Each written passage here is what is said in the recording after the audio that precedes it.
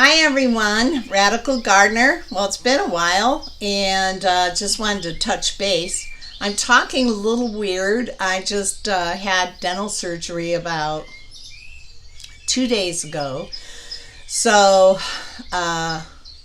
you can see I'm still swollen here and what have you. So I went ahead and just got everything finished. And you can see this is me now. I did get an upper denture, and it was really the only solution for me. The teeth I had weren't very good, and some of the the chronic things that I still had flare up, like my right knee seemed to have disappeared now that that diseased tooth that was sitting on top of the meridian is gone. So I love it. I mean, I'm still really sore, and I have to work a little bit on my diction, but it definitely is not the worst thing that's ever happened to me to go this route. And I know it was really aggressive, but all I saw in my future were just bad teeth that were just going to get worse. So it's a pretty exciting. But anyway, so that whole part of my chapter of my life is over, is being in dentist chairs, trying to save teeth that really didn't deserve to be saved. They were bad, they needed to go. So I'm feeling really good about it. Let's see. So, and I along with that, I'm kind of hit a new gear in energy and feeling really good. I went through another really serious detox about a week ago. I was even throwing up, and I came to find out, and this is something that I want to share with you, because some of you might have a similar journey. But when you are losing weight, the fat does tend to, or it's actually part of our defense mechanism, where the fat does encapsulate free radicals, and it's really trying to protect those free radicals of getting to places that you really don't want them. They're not going to serve you very well. So when you lose the fat, the free radicals that were encased in that fat, they're there to be processed out. And so that's what was going on with me. It took me a minute to really put it together. I got some great input from Tanya, who runs the C60 Facebook page. She really knows her stuff, and as soon as she said it, I knew that's what it was. And now I feel great. I'm sitting at 45 pounds that I've lost, and come on. I mean, everything that has happened in the last year has been another step towards my health. So now I've just ordered, and I want to do some research on it, and then I'm going to share it with you. My husband still has some soreness, but we through a subscriber, there was a CBD oil that is supposed to be unlike any other CBD oil, and he's saying, and this guy really did his research, and it's supposed to remove any soreness in the muscles. And Joe is still experiencing that, and so we figured that along with the C60, and then we both take iodine and minerals, and that would be pretty much what our health regimen is.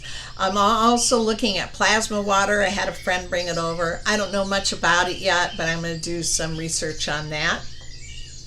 But yeah, so the whole health thing was pretty interesting these last couple of weeks, and I was trying to get videos made, but what have you.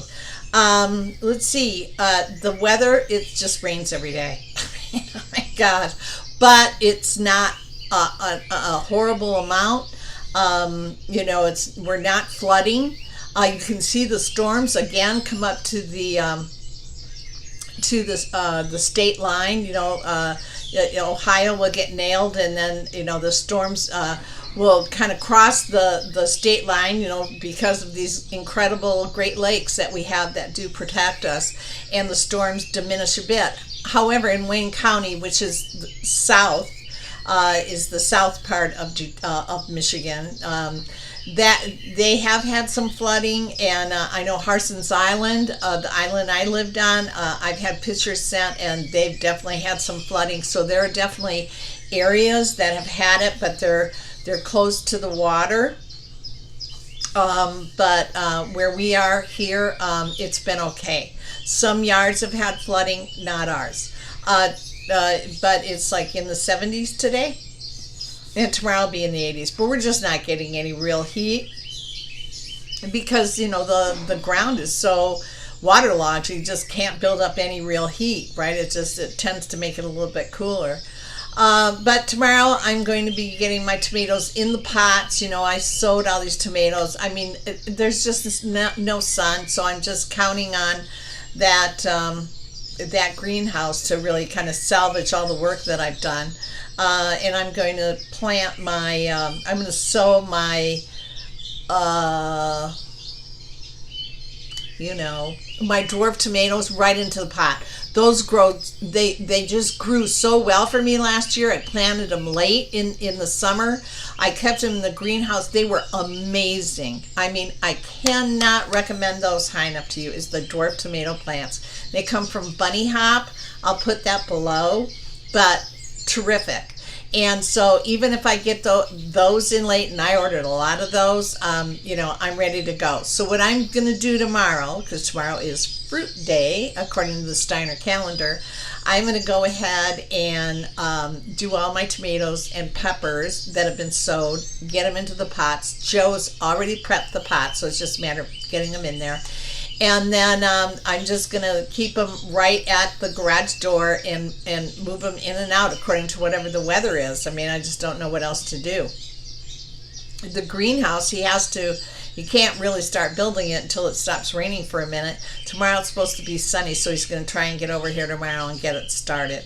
I mean, that small greenhouse I want behind the garage is not going to be a big deal. If he doesn't get over here this weekend, then Joe and I have got to kind of get something together, maybe put plastic over it, and it'll just prop it up somehow and just create a little greenhouse for those poor little tomato plants that we're trying to save. But I feel sorry for anybody that's trying to grow tomatoes in this climate. It's just not warm enough.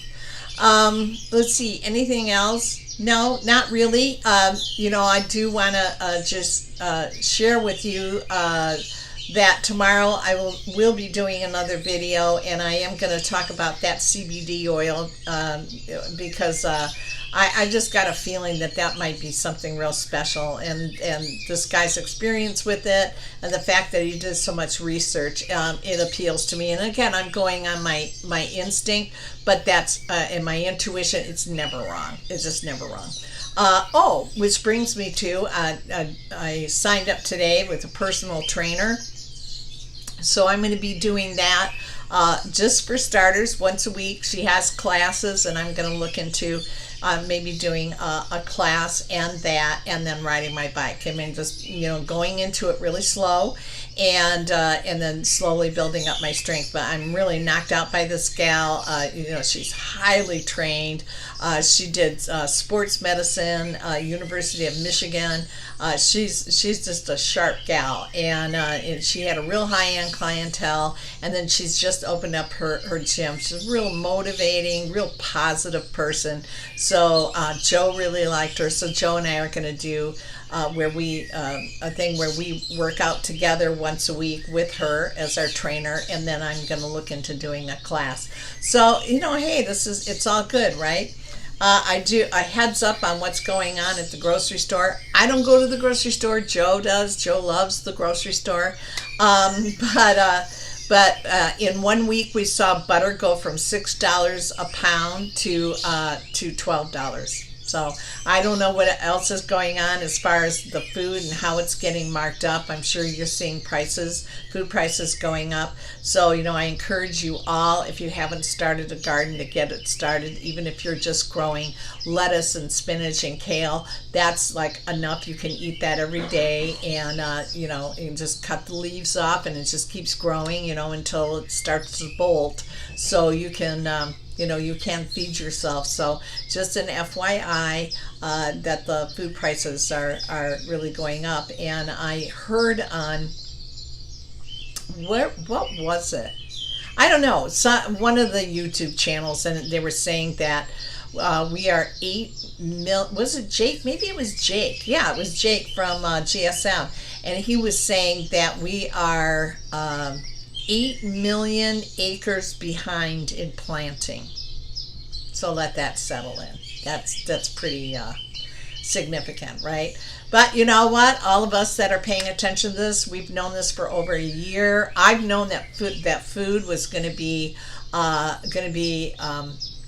limited and scarce. I've known that for the last 6 years. I could just see where this was all going, and whenever somebody opened up a restaurant, I go, why are they opening up a restaurant? Unless they're growing their own food, it's going to be tough to get food. So just pay attention. You still have time to prep, to plant your gardens. You know me, I'm not about fear. Yeah, you're going to be okay. I just want you to not ever have to worry. Just live in the moment. Do what you can, when you can, and what you can afford, right? And don't let anybody else tell you what you should do.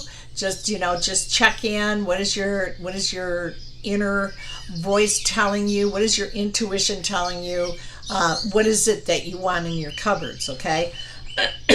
So, everybody's got advice. Everybody tells everybody else what to do, but only you know what's right for you and what your own personal truth and your own personal reality is. And so I would never be so bold as to tell you what that might be. So anyways, everyone, again, thanks for your patience. And I know I'm talking a little bit funny, but I'm so excited that whole part of my icky journey is over, and give me a couple more days and I'll have this going on, right? All right, so anyways, Radical Gardener, from my garden to yours, may your garden always grow, and I'm sending you a ton of love. Okay, see you later. Bye.